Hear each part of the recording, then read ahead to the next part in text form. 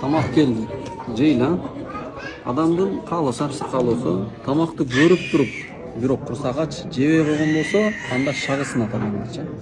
Анткени психология қалаған нәрсені биология атқарыш керек, аны жеш керек. Бұл нәпсі қалауның екінші түрі бар. Еркек кишилер, аял кишилерди қалаған.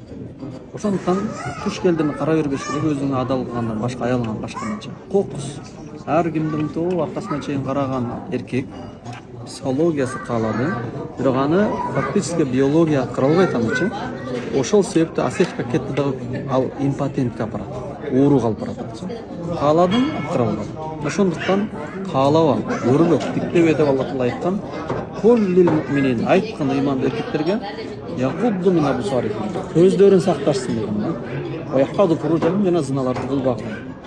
Фокус ар эле аялдарды карай берген болсо, артын аркасын карай берген болсо, анда сөзсүз түрдө бул адам карыганда кор болот, импотент болуп, ал эми ахиретке барганда тозок менен азапталат.